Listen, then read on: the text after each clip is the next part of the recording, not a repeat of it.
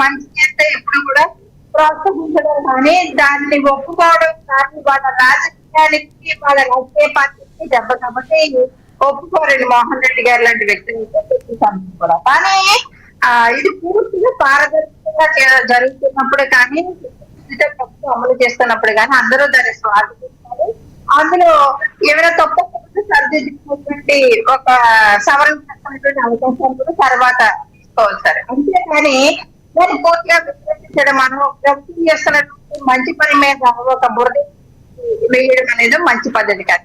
Janasena party గురించి చూసుకుంటే sir, మేము ఎప్పుడు కూడా మా జనసేన పార్టీ పెట్టి ప్రజలకు పని చేయడం కోసం, ప్రజలకు ఊడికి చేయడం కోసం తప్ప పార్టీని ఊడికి చేయడం కోసం లేకపోతే వ్యక్తులకు బదిలీ చేయడం కోసం మా జనసేన పార్టీని నిర్మించలేదు. మా జనసేన పార్టీ అధినేత పవన్ కళ్యాణ్ గారు 7 సిద్ధాంతాలతో ప్రజల మధ్య పార్టీని ప్రకటించడం జరిగింది. అలాగే ఆయన కూడా 10 సంవత్సరాల పాటు పార్టీ ఎలా నడిపించుకొని వచ్చి 100% స్ట్రైక్ చేసి ఏ రకంగా అంటే అక్కడ కృష్ణవేణి గారు ఇంకొక ప్రశ్న ఉత్పన్నమవుతుంది.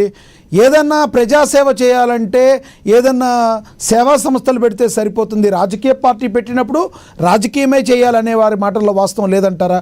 ఎందుకంటే మీరు గతంలో ఎంతోమంది కూటమిలో భాగంగా అప్పుడు కూటమి గెలవాలి కాబట్టి కూటమిలో ఏదో ఒక రకంగా ముందుకు వెళ్ళి కూటమి సర్కారును ముందుకు వెళ్ళాలి, జగన్ ప్రభుత్వానికి వ్యతిరేకంగా ముందుకు వెళుతున్నాం కాబట్టి 21 సీట్లతో మేము ముందుకు వెళుతున్నాం. కానీ వచ్చే సంస్థాగత ఎన్నికల్లో 30% సీట్లు మనం సాధిస్తామన్నారు.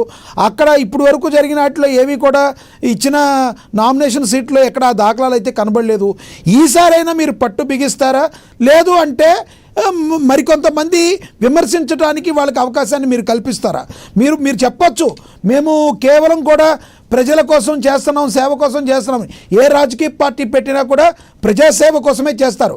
కానీ రాజకీయ పార్టీ పెట్టినప్పుడు రాజకీయమే చేయాలి కదా, లేదంటే ఓన్లీ సేవా సంస్థ నడిపితే సరిపోతుంది కదా. ఎందుకు ఇవన్నీ?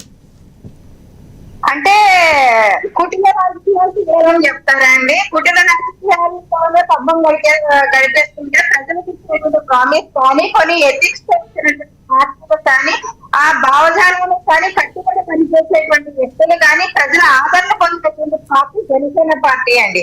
దానికి కొంచెం సమయం పట్టినప్పటికీ కూడా ఇవాళ మాకు కూటమిలోనే కాదు సార్, మాకు జనసేనకి ఏ గ్రాఫ్ ఉంది, ప్రజల్లో ఎలాంటి బలం ఉంది అన్నది కూడా మాకు తెలుసు.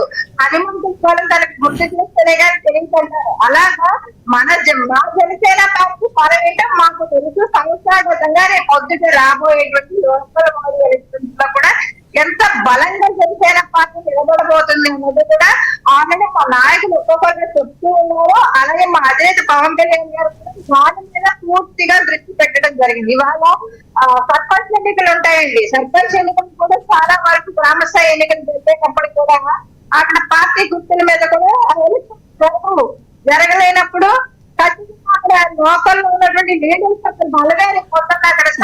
ఒక్కడి స్ట్రైట్ గా చెప్పండి, నర్మగర్భంగా చెప్పకుండా మా బలం మాకు తెలుసు అని మీరు అంటున్నారు. అసలు మీకు బలం ఉందని మీరు నమ్ముతున్నారా? మీకు బలం ఉందని, లేదంటే మీరు రక్షణాత్మక ధోరణిలో ఉన్నారా అని అడిగే వాళ్ళకి మీరేం చెప్తారు? లక్ష్మీనాథ్ గారు మేము నమ్మడానికి కూటమిలో మన ఎమ్మెల్యే స్థానికంగా మా జనసేన పార్టీ 2 చోట్ల ఓడించబడినప్పటికీ కూడా ఉంటే ఒకే ఒక సీట్ గెలిచినప్పటికీ కూడా స్థానికంగా సంస్థాగతంగా బలంగా నామినేషన్ వేయడానికి కూడా వైసీపీ భయపడినటువంటి సందర్భంలో నామినేషన్ సంబంధ పార్టీ జనసేన అండి. ఈ రోజు గ్రామ స్థాయి నుంచి వార్డు స్థాయి నుంచి కూడా ఎలా వదిలేసుకుంటది. ఆ బలాన్ని వదిలేకుండా ఖచ్చితంగా మాకు బలంగా నిలబడే నాయకత్వాన్ని బలపరిచి ముందుకు భాగంగా ముందుకెళ్తూ ఉన్నాము. అంతే తప్ప ఈరోజు మా పార్టీ రాష్ట్ర ప్రయోజనాల కోసం ఎలా అయితే పనిచేసామో గ్రామ ప్రయోజనాల కోసం కూడా అలాగే పనిచేస్తాము. ఎందుకంటే ఖచ్చితంగా జనసేన మీద ఒక నమ్మకం ఉంది. వేళ కూటమిలో అది ఒక ప్రయోజనంలో ముందుకెళ్తుంది తప్ప ఇక్కడ కూటమి మధ్య సిద్ధి పెట్టేటువంటి అవకాశాలు కానీ అంటే ఒకరు ఒక చోట తగ్గితే ఒకరు ఒక చోట తగ్గుతారు. అంతే తప్ప ఇక్కడ కూటమి మధ్య గ్రామ స్థాయి నుంచి కూడా కూటమి వైసీపీ వాళ్ళు ఆడుతున్నటువంటి మైండింగ్ మేము పడము, మా ఇక్కడ బలం వైసీపీ ఏంటో వాళ్ళు మాకు మైండ్ గేమ్ ఆడుతున్నారా, లేదంటే మీ జనసేనలోనే కొంతమంది తక్కువ చేసుకుని మీకు మీరే అండర్ ఎస్టిమేట్ చేసుకుంటున్నారనే ప్రశ్న కూడా ఉత్పన్నమవుతుంది. ప్రధానంగా రాజకీయ పార్టీ ఏదైతే ఉందో మీరు చెప్తున్నట్టు ఆ పార్టీ యొక్క అంతర్గతంగా మీది అయినప్పటికీ కూడా చాలామంది మిమ్మల్ని క్వశ్చన్లు అడుగుతున్నారు ఎంతోమంది. దానికి సమాధానం ఈ సంస్థాగత ఎన్నికలు దొరుకుతుందని భావించవచ్చా? జరుగుతుందండి. ఎందుకంటే కొంతమందికి అందరికీ ఒకేసారి పదవులు రావు, అందరికీ పోటీ చేద్దామంటే ఒకేసారి అవకాశం రాదు, కుటుంబంలో ఉన్నాం కాబట్టి.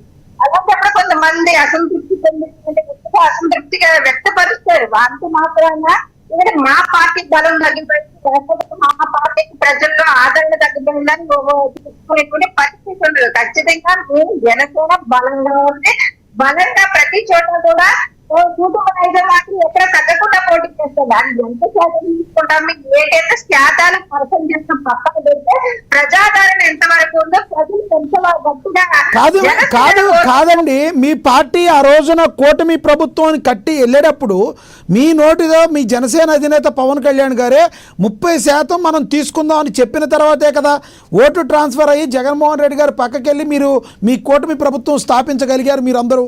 మరి ఇలాంటి టైంలో ఎందుకంటే టీడీపీ పార్టీ ఎంతో బలమైన పార్టీ, కానీ రాముడికి ఉడత సహాయం చేసినట్టు మీ పార్టీ చేయబట్టే కదా కూటమి ప్రభుత్వం స్టార్ట్ అయింది. ఆ రోజున మీ పవన్ కళ్యాణ్ గారు చెప్పిందే ఈరోజు చేయమంటే అది పక్కన పెట్టమంటారేంటి? మీరు అడగలేరా? మీ అధినేత అడగలేరా? లక్ష్మీనాథ్ గారు అది పార్టీ అధినేతలు మాట్లాడుతూ నిర్ణయం తీసుకుంటారండి, అంతే తప్ప మీరు అడగలేరా, మీరు పోటీ చేయాలి, జనసేన 0 అయిపోతున్నటువంటి ప్రచారం కూడా చూస్తూ ఉన్నాము. కానీ జనసేన 0 అయిపోతుంది అన్నది ప్రజాక్షేత్రంలోకి వెళ్ళిన తర్వాత తెలుస్తుంది. అలాగే ఇవాళ టీడీపీ వల్ల మాకు నచ్చలేదు, మా వల్ల వాళ్ళకి నష్టం లేదు, కూతురు వెళ్ళాం కాబట్టి బాగా అలాగే మెజార్టీ చేసుకుని గెలిచారు, మేము అలాగే గెలిచాము. దాని గురించి ఒకరికొకరికి ఇక్కడ పొరపట్టాలు కూడా ఎటువంటివి లేవు అని చెప్పొద్దు. స్థానిక ఎలక్షన్లో మాత్రం ఖచ్చితంగా బలపడడం మాత్రం జనసేన ఖచ్చితంగా నిలబడుతుందండి. ఎందుకంటే జనసేన పాల్పోలేదు, అప్పుడు వైసీపీ ఉన్నప్పుడు పాల్పోలేదు, ఈ పోటీ కూడా ప్రజా సమస్యలు తీర్చడంలో ఎక్కడ ఫెయిల్ అవ్వలేదు జనసేన. అలాంటప్పుడు ప్రజలు కోరుకుంటున్న పార్టీ జనసేన పార్టీ. ఒకటి శ్రీనివాస్ గారి దగ్గరికి వెళ్లే ముందు ఒక ప్రశ్న అయితే మిమ్మల్ని అడగాలనుంది. ఈ డిబేట్కి సంబంధం లేదు.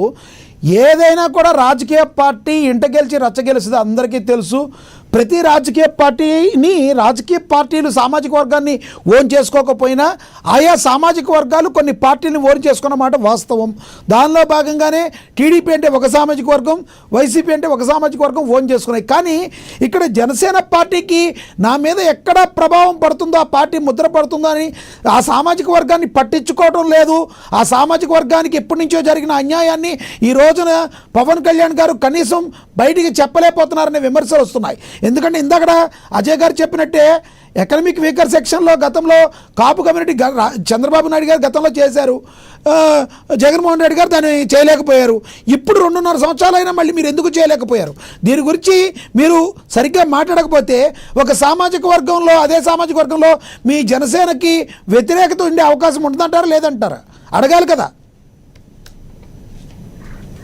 లక్ష్మణ్ గారు ఈ విషయాన్ని నేనైతే మీరు అడిగిన ఖండిస్తానండి. ఎందుకంటే జనసేన అనేది ఓన్లీ కాపు సమస్య పార్టీ కాదు. ఎందుకంటే అన్ని పార్టీలు కాదు, అన్ని మతాలు కలిసేటువంటి పార్టీ, అన్ని కలిపి పనిచేస్తేనే ఇవాళ అందరి కోసం స్ట్రైక్ వచ్చింది. అది క్లారిటీ. ఇంకో విషయం ఏంటంటే కాపు సామాజిక వర్గానికి అనేది ఈ రోజు జనసేన పార్టీ కూటమిలో ఉంది కాబట్టి జరుగుతున్నటువంటి అన్యాయం కాదండి, తరతరాలుగా జరుగుతున్నటువంటి అన్యాయమే. దాన్ని నిలబెట్టాల్సిందే, అడగాల్సిందే ఆ సామాజిక వర్గంలో ఉన్నటువంటి కులపెద్దలు అడుగుతారు, ఆ కులానికి సంబంధించినటువంటి సంఘాలు అడుగుతారు తప్ప.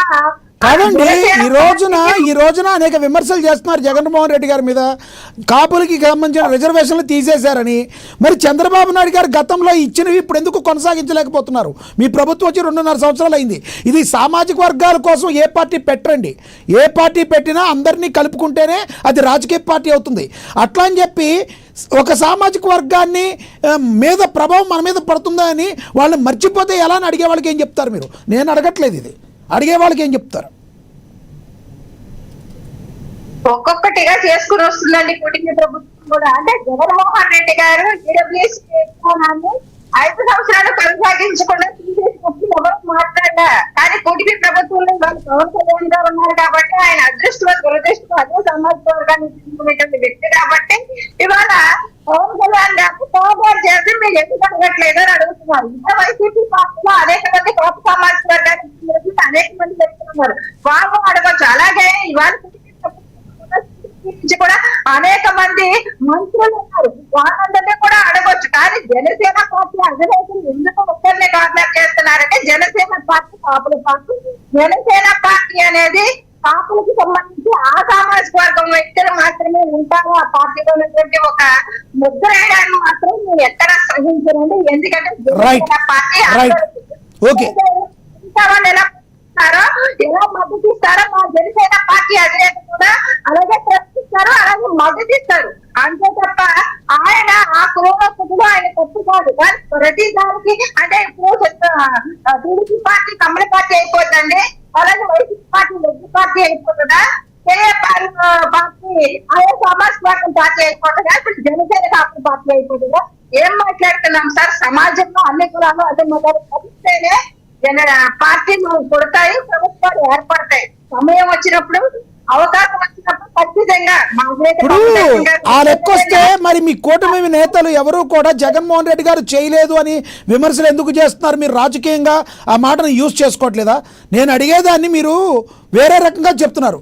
ఎందుకు ఒక సామాజిక వర్గానికి జగన్మోహన్ రెడ్డి చెడు చేశాడు అని మీరు చెప్తున్నారు? అంటే మీరు మంచి చేస్తామని చెప్పినట్టే కదా. మీరు అంతకుముందు తీసిన చంద్రబాబు గారు కంటిన్యూ చేసిన దాన్ని జగన్మోహన్ రెడ్డి గారు తీసేశారని చెప్తున్నారని 2.5 సంవత్సరాల తర్వాత కూడా ఎందుకు మీరు చేయలేకపోతున్నారు నేను అడిగితే మీరు ఏదేదో సమాధానం చెప్తున్నారు. లక్ష్మణ్ గారు ఇదే చెప్తాను. ఈడబ్ల్యూసీ 5% అగ్రకులంలో ఉన్నటువంటి పేదరికం కూడా దాన్ని ఆ రోజు మంచి పంపిణీ చేసి దాన్ని ఏర్పరచడానికి ఆ రోజు గౌరవ చంద్రబాబు నాయుడు గారు తెలుసు. కానీ జగన్మోహన్ రెడ్డి గారు జగన్మోహన్ రెడ్డి గారు తీసేశారు అని ఎన్నికలకు వెళ్ళిన మీ కూటమి ప్రభుత్వం ఈ రోజున చేయకపోతే ఆ సామాజిక వర్గం నుంచి వ్యతిరేకత వచ్చే అవకాశం లేదంటారా? ఇది నేనేమి మీ సామాజిక వర్గం మీద మీ పార్టీ మీద ముద్ర పడుతుందని నేను అంటున్నా, జరగబోయేదాన్ని మిమ్మల్ని అడుగుతున్నా. మీరు జగన్మోహన్ రెడ్డి గారు ఇలా తప్పు చేశారని చెప్పినప్పుడు దాన్ని మీరు ఒప్పు చేసి చూపించాలి కదా, లేదంటే ఆ యొక్క ప్రభావం మీ కూటమి మీద పడుతుంది కదా, అది నేను అడిగేది. లక్ష్మీనాథ్ గారు కూటమి మీద పడుతుంది, ఆయా కమ్యూనిటీ తిరగబడినప్పుడు పార్టీల మీద కూడా ప్రభావం పడుతుంది. మంచి చెడు ఆ కుటుంబం ఆ పార్టీలు ఆయా పార్టీలు ప్రభుత్వం పరిస్థితి ఆ రోజు అంటే ఒక బిల్లు చేసినప్పుడు దాన్ని అమలు పరుస్తున్నప్పుడు తీసేసినట్టు ఈజీ కాదని దాన్ని వెంటనే అమలు చేయడం అనేది కూడా దాని వెనకాల జరగాల్సినటువంటి కసరత్తు కూడా జరుగుతుంది. మీ దగ్గర నుంచి పాపం అంతకంటే ఇంకా ఏమీ ఆన్సర్ వస్తుందిలేండి. మీ దగ్గర మీ పరిధిలో పాపం 2.5 సంవత్సరాలు అయిపోయినా కూడా మీరు ఇంకా వెంటనే అంటున్నారు. అంటే ఇంకో 4 ఏళ్ళు అయిపోయిన తర్వాత లాస్ట్ 5 నెలలు అన్నా చేస్తారో లేదో అదన్నా చూద్దాం. నేను మాట్లాడతాను మీతో మళ్ళీ.